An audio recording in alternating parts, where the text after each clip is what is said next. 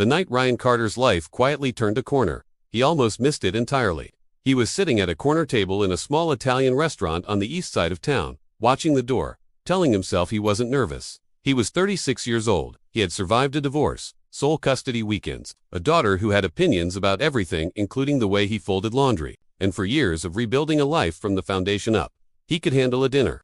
The restaurant was the kind of place that didn't try too hard, checkered tablecloths, candles and old wine bottles, a menu that was 1 page long and didn't need to be longer. He'd picked it specifically because it felt low pressure, neutral, a place where neither of them would feel like they needed to perform. He checked his watch. She was 3 minutes late. He ordered a glass of water and told himself that was fine.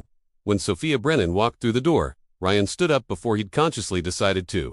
She looked different than she did during their lunch hour coffee runs. Her dark hair was down instead of pulled back, and she was wearing a deep blue dress that made it clear she'd put thought into the evening. She spotted him immediately, smiled the way people smile when they're relieved someone actually showed up, and crossed the room toward him. "Sorry," she said, sliding into the chair across from him. "Parking, I just got here," Ryan said, which was only partially true. She picked up the menu, and the evening began. But to understand what that dinner meant, what it actually cost both of them to be sitting there, you have to go back 3 weeks. Ryan had not been looking for anyone.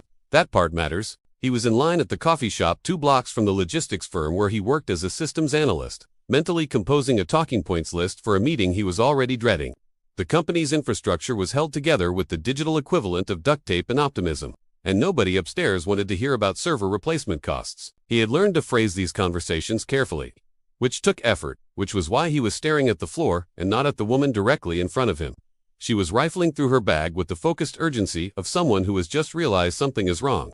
He noticed because she'd been doing it for almost a full minute while the line moved forward, and people were starting to shift their weight the way people do when they re too polite to say anything but want to. When she turned around, she looked exactly like someone who was about to ask a favor from a stranger and was unthrilled about it. She was maybe a year or 2 younger than him, with dark hair, and the kind of face that looked like it smiled easily when it was uncurrently doing the math on an awkward situation.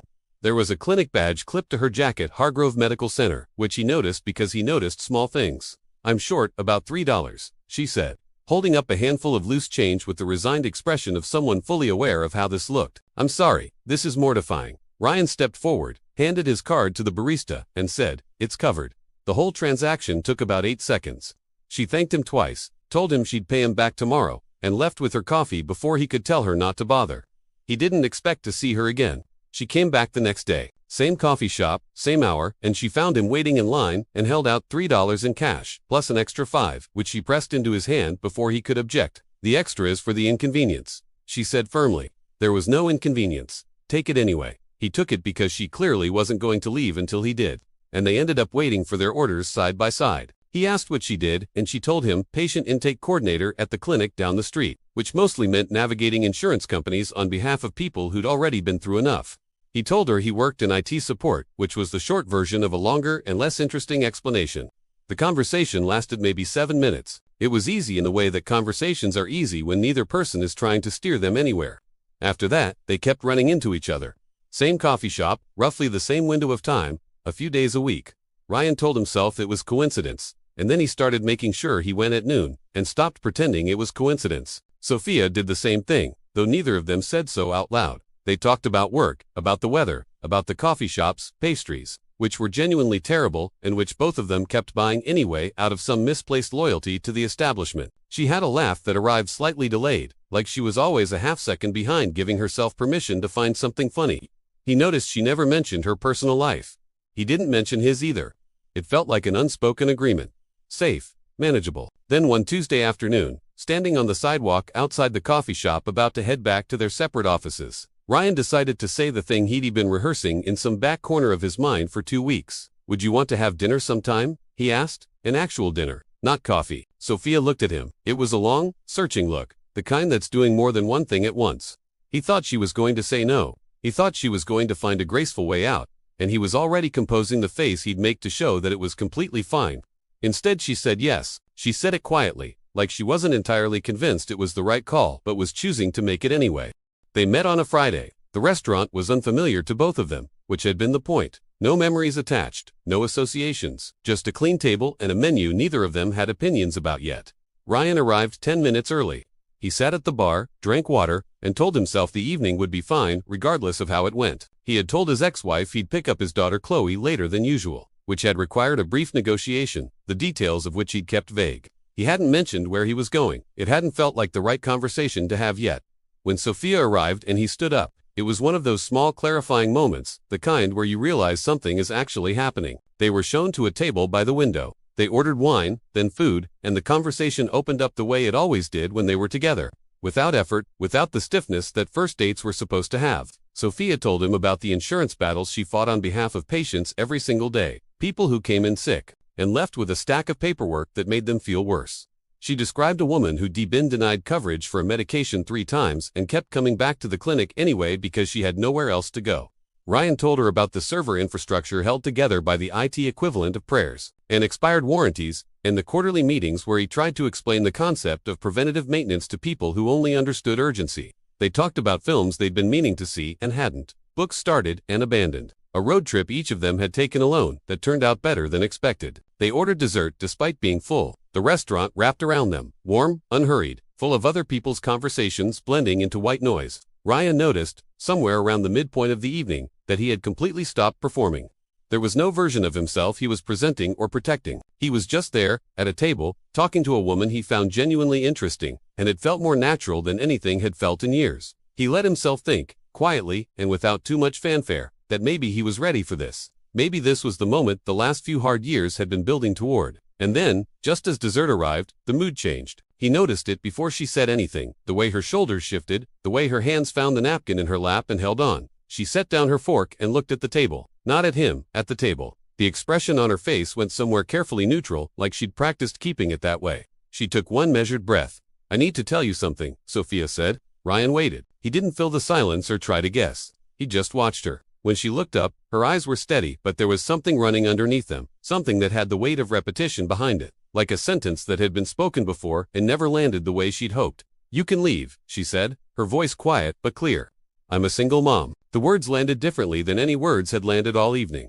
Ryan sat with them for a moment. He understood what she was really saying, not just the content of it, but the history embedded in the delivery.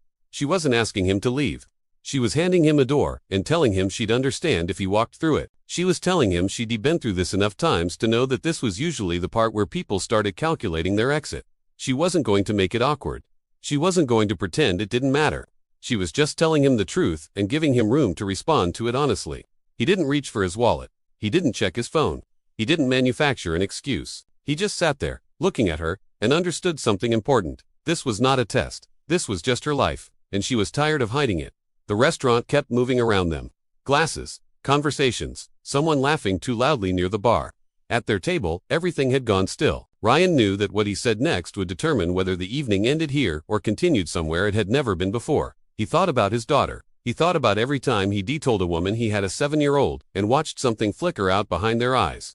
He thought about how it felt to hand someone a piece of your real life and see them flinch. He leaned forward slightly, both hands flat on the table. "I'm not leaving," Ryan said. Sophia looked at him, blinked once, like she was checking whether she'd heard correctly. "I'm a single dad," he said. "I have a daughter. She's 7. So I get it." The surprise on Sophia's face was immediate and entirely unguarded. Her mouth opened slightly, then closed. She sat back in her chair, looking at him the way you look at something when you're recalibrating what you thought you knew. For a long moment, she didn't say anything. Then, slowly, something loosened in her expression.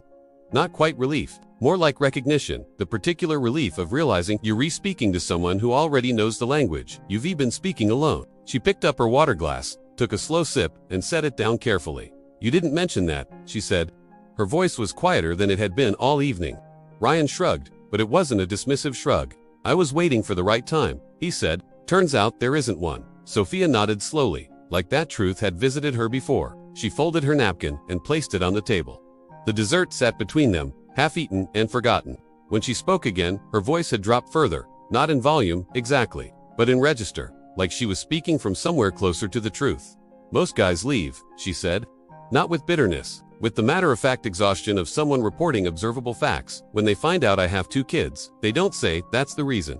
They're very creative about it. They're busy. They're not in the right place. They just got out of something difficult, but you learn to read the pattern." Ryan listened without interrupting. He could hear years behind those words, the particular kind of tiredness that comes from hoping and being disappointed enough times that you start to wonder if hoping is even a reasonable thing to do. I stopped being angry at them a long time ago, she continued, looking at her hands. It's a lot, 2 kids, a full-time job, no backup. I understand why most people would rather find something simpler. She looked up, but I got tired of pretending the conversation doesn't happen. I got tired of waiting until the 3rd date to say it and then watching someone do the math.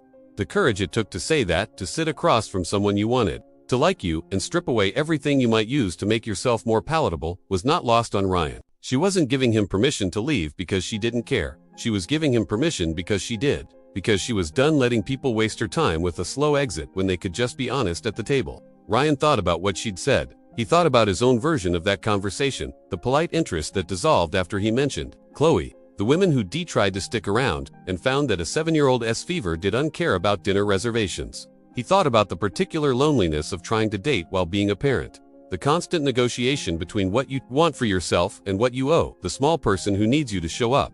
He knew exactly what Sophia was describing, and he knew she was right. It was a lot. It required something that most people weren't willing to give: flexibility, patience, the willingness to consistently come second and feel okay about that. Most people looked at that math and found something that added up more ice. But sitting across from this woman who had just laid everything on the table without apology, Ryan realized he wasn't looking for easy. He'd tried easy. Easy had not held up. I'm not leaving, he said again. This time there was no hesitation in it. Not because I feel sorry for you. I'm staying because this is the most honest conversation I've had in years, and I don't want to stop having it. Sophia looked at him for a long moment. What crossed her face wasn't quite hope. It was the beginning of something that could become trust. If trust was given the right conditions and enough time. She didn't say anything. He didn't push. When the check came, Ryan paid it. They walked out together into the cool night air and stood on the sidewalk. The restaurant noise muffled behind the glass. I have 2 kids, Sophia said, like she needed to be sure the information had fully landed. A boy and a girl, 5 and 8. They're everything to me. That's not something I say as a warning. It's just the truth of how my life is arranged. Ryan nodded. He understood what she was actually communicating. They came first. They would always come first. And if he couldn't hold that reality with both hands and not resent it, there was no road forward. My daughter lives with her mom most of the time, he said. I have her every other weekend and 1 evening a week. It's not the arrangement I would have chosen, but it's the one we have and I make it work. He paused.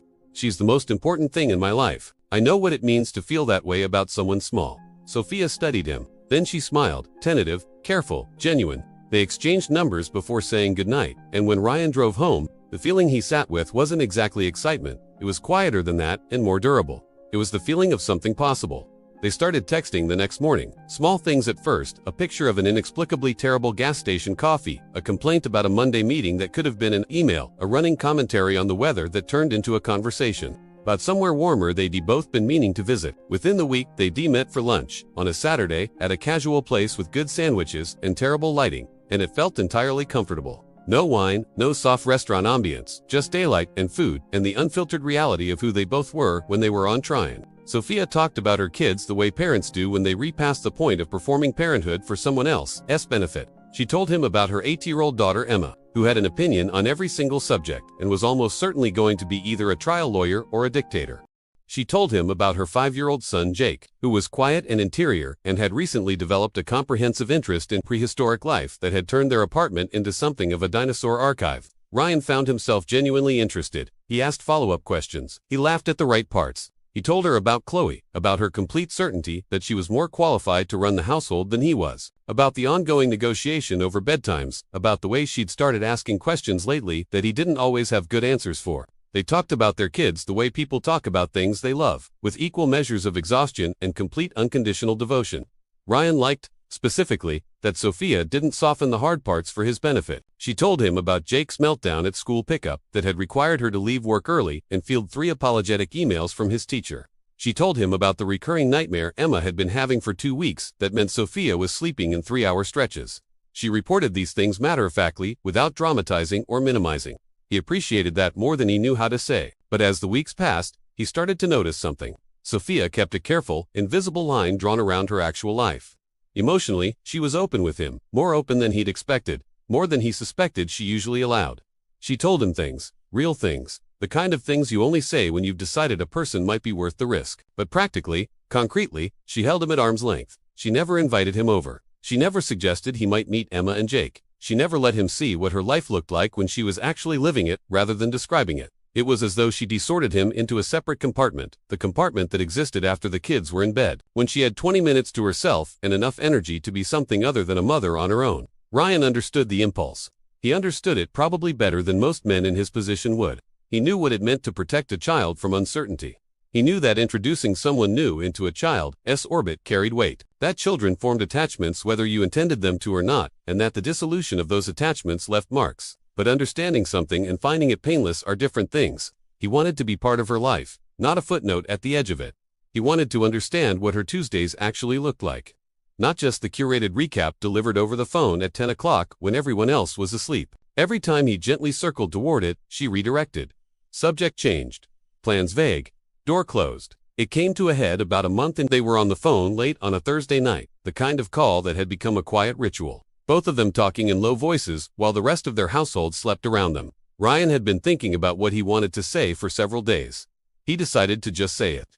"I want to meet your kids," he said. The silence that followed was long enough to be its own answer. "Why?" Sophia asked. Her voice was measured, not cold, careful. Careful, Ryan thought about the diplomatic version of what he was trying to say, and then set it aside. "Because I am not just interested in the version of you that exists when everyone else is asleep," he said. "I want to know the whole thing. The chaotic parts, the hard parts, the parts that don't fit into a phone call. That's the part of your life that's actually yours." She didn't answer right away. When she did, her voice was quiet but firm. "My kids are my priority. They're not something I introduce to people casually. I am not going to let them get attached to someone unless I am certain, and I am not certain yet." Ryan absorbed that. He knew what she was really saying. She didn't trust him enough. Not because of anything he'd done, but because of everything that had been done before him. She'd given people chances and watched them quietly revise their interest once the full picture became clear. She wasn't willing to let her children absorb the fallout of another version of that. "I understand," Ryan said, and he meant it completely. But understanding it and finding it painless were still different things. They talked for a few more minutes, and the conversation felt strained in a way their conversations rarely did. When he hung up, he sat in the dark of his apartment and thought about whether this was the beginning of something narrowing. He'd been here before, relationships that felt promising until they reached the edge of real life and stopped. He'd walked away from those without much grief. The feelings hadn't been deep enough to justify a fight. This was different. He didn't want to walk away. He wanted to figure out how to stay.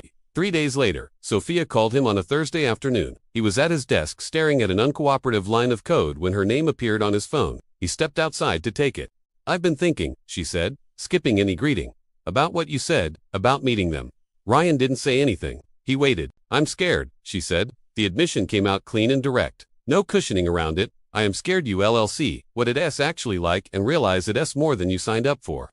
I am scared Emma will like you and then you leave and I'll have to explain that to her. I'm scared of a lot of things. I've been scared before and I've been right to be." "I'm scared too," Ryan said. "I'm scared of getting this wrong. I'm scared of not being what you need. But I'm more scared of finding out later that I had a chance at something real and I let it stay. Hypothetical because I was trying to manage the risk." He could hear her breathing on the other end. "I can't promise I won't make mistakes," he said. "But I can promise I won't disappear unless you tell me to go." Another long silence. "Okay," Sophia said finally. "You can come for dinner. Saturday. As a friend, just as a friend. No labels, no expectations, just dinner." Ryan felt something in his chest settle. "What time?" he asked. 6, she said. "I'll text you the address." When they hung up, he stood on the sidewalk outside his office and understood that Saturday wasn't just dinner. Saturday was the moment the relationship either became something real or confirmed that it couldn't be. He had no idea if he was ready. He showed up anyway. Saturday arrived faster than felt fair. He spent the morning with Chloe, the park, then her favorite lunch spot, then back to her mom's house by early afternoon. Chloe asked where he was going that night and he told her he had dinner with a friend. It wasn't untrue, he just wasn't ready to explain the rest yet. Not until he knew what the rest was. By 5:30 he was driving across the city to a neighborhood of older houses. Streets lined with thick trees, front yards with the slightly overgrown look of places where children actively used them. He found Sophia's house without trouble, a single-story place with a small porch, a driveway with a hatchback that had seen better decades, and a front yard scattered with the evidence of an active childhood, a bicycle on its side near the steps, a sidewalk chalk mural that had survived at least one rainstorm, a garden bed that had been started and then largely overtaken by ambition and time. Ryan parked on the street and sat in the car for a moment. He thought about what he was walking into. 2 children who had no reason to trust him, a woman watching to see if he'd flinch.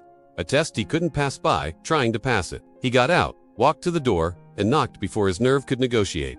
Sophia answered almost immediately, ponytail, jeans, a plain shirt, no effort to present a polished version of herself. This was who she was on a Saturday at 6 o'clock, and she wasn't pretending otherwise.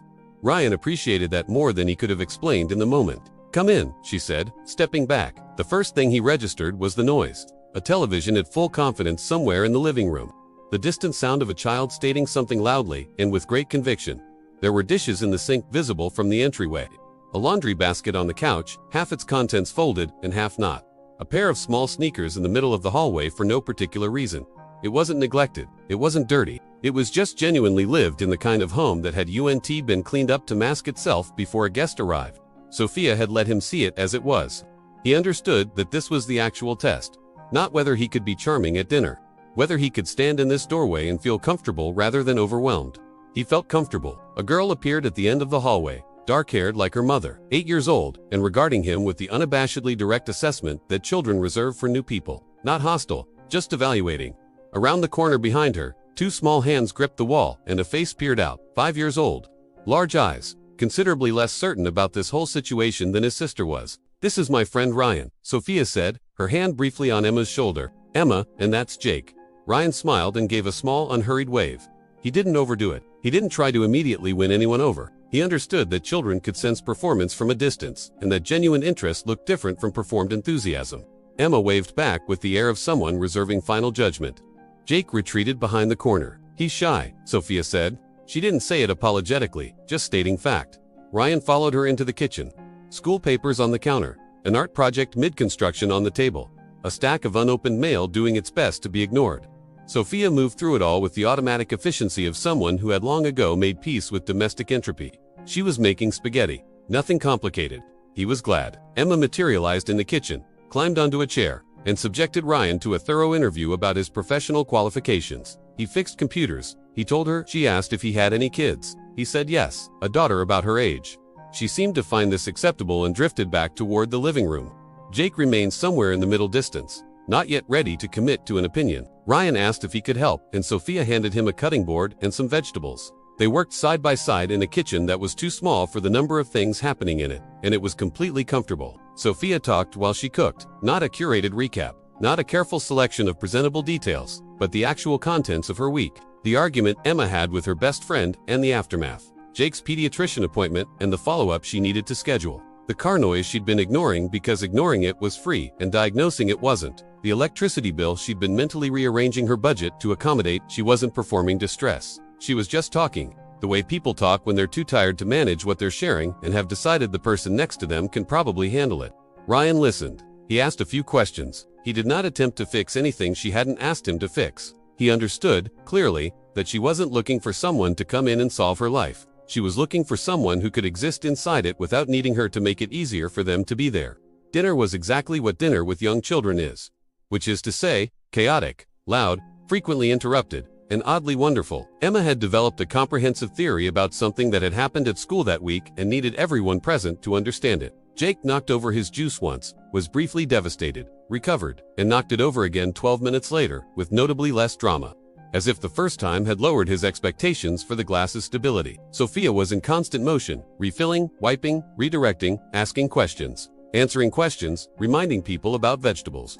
Ryan helped where he could see it was needed and stayed out of the way where it wasn't. He passed napkins. He caught Jake's cup before the second spill became a catastrophe. He laughed at Emma's story in the right places. He watched Sophia move through it all. The exhaustion she was clearly carrying. The patience she maintained anyway. The way she tracked both children simultaneously while conducting 2 separate conversations and also eating. Somewhat, the particular competence of someone who has learned to operate on fewer resources than they should need. He found her remarkable. He didn't say so because it wasn't the right moment and she would have deflected it anyway. He just noticed. After dinner, while Sophia got Jake and Emma through the ritual negotiations of bedtime, Ryan cleaned the kitchen. He didn't ask whether he should. He didn't announce that he was doing it. He just ran the water, found the dish soap, washed everything in the sink, wiped down the counters, put away what he could identify a home for, and covered what was left. By the time Sophia came back downstairs, the kitchen looked better than it had when he'd arrived.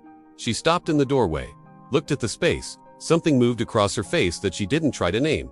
"You didn't have to do that," she said.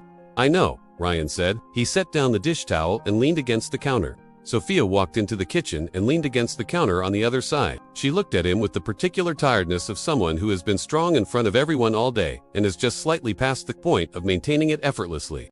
"This is it," she said quietly, "every day. Not just tonight, every day. It's this loud and this messy, and there's never quite enough time or money or energy, and nothing ever fully gets done before the next thing needs doing. I've never expected anyone to want to walk into that. I'm still not sure why you would." Ryan heard both things she was saying, the surface thing and the thing underneath. She was handing him the door one more time, and she was also, in the very same breath, hoping with everything she had that he wouldn't use it. "I'm not looking for a life that's been cleaned up for me," Ryan said. "I'm looking for something real. This is real." Sophia held his gaze for a long moment. He could see her weighing it, not doubting him exactly, but measuring the words against everything she'd heard before that had turned out to mean something different later. He waited. He didn't try to add anything. Then, slowly, she nodded. They moved to the couch, kept their voices low, and talked for another hour in the quiet that had settled over the house once the kids were down. And in that hour, Sophia told him things she hadn't told him before. She told him about her ex, about how he'd left when Jake was barely past infancy, how he'd disappeared so thoroughly that his absence had become a kind of presence, the thing the kids noticed without having words for yet. She told him about the financial weight that never fully lifted, no matter how carefully she managed it. She told him about the specific loneliness of doing everything alone. Not the loneliness of being by yourself at night, but the loneliness of being the only one responsible, the only one who couldn't afford to have a bad week. Ryan listened without making it about himself and without offering solutions she hadn't asked for. And then, because she'd been honest with him, he was honest with her. He told her about his divorce, about the specific guilt of being a part-time parent, about the evenings he dropped Chloe off and drove home to a quiet apartment and sat with the feeling that he should have done something differently, about the fear that he was falling short in ways he wouldn't even recognize until later. It was not the kind of conversation either of them had with most people. When Ryan left that night, he stood at the door, and neither of them rushed the goodbye. Something had shifted between them, not resolved, exactly. More like a door that had been mostly closed, was now open enough to see through. The weeks after that settled into something new. He came for dinner once a week, sometimes twice. Emma included him in conversations as a matter of course. He had been integrated into the household discourse, and was expected to have opinions on relevant topics. Jake remained cautious at first, then increasingly less so, particularly once Ryan demonstrated genuine interest in the finer points of the Cretaceous period. He fixed the bathroom faucet that had been dripping for months. He replaced the air filter in Sophia's car on a Sunday afternoon in the driveway, while Jake stood beside him with a flashlight, providing illumination and commentary. He didn't make any of it a production. He just did what needed doing, the way you do when you decided that someone's life matters to you and you want to be useful in it. Sophia stopped keeping the careful distance. She called when she needed help, which was not something she did easily, and which meant something. She introduced him to colleagues and neighbors without the elaborate framing of friend that didn't quite fit. She stopped waiting for the moment he'd decide it was too much. Slowly, in the way that real things take shape, not in a single moment but in the accumulation of small ones, she began to trust that he meant what he said. About 2 months after that first dinner at her house on a Tuesday evening, after the kids were in bed, they were sitting on her couch, in the particular comfortable silence of people who don't need to fill it. The television was on, neither of them watching it. Sophia was leaning against Ryan's shoulder. "I don't know how to thank you," she said. He looked down at her. "For what?" She was quiet for a moment. "For staying." Ryan thought about those 2 words. He thought about all the times they might have been said to him, and weren't. And all the times he'd probably needed them said by someone else. He thought about what it meant to be chosen, not in spite of the complicated parts but through them, because the complicated parts were the proof that this was real. "You don't have to thank me for that," he said.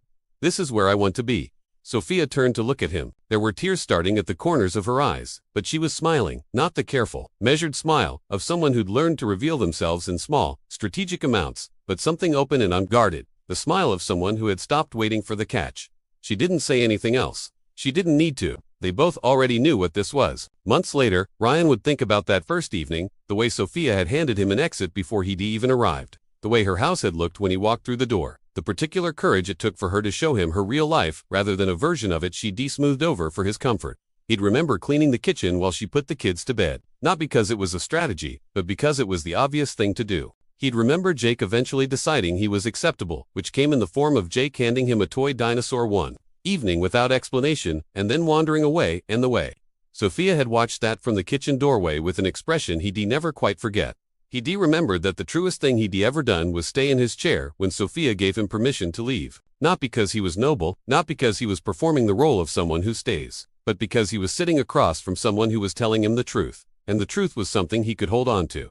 Real isn't clean. It isn't convenient. It doesn't arrive without complications or keep regular hours or wait for you to be ready. But it's the only thing that holds. And Ryan Carter, who had spent 4 years rebuilding from the ground up, who had learned to fold laundry and manage loneliness and love a small person with his whole heart. Ryan Carter knew the difference between what looked good and what was actually worth staying for. He stayed. If this story found you at the right moment, if it reminded you that real is always worth the complicated like it, share it with someone who needs to hear it, and subscribe for more stories about people who chose to stay when they could have walked away. Drop real in the comments if this one meant something to you. See you in the next one.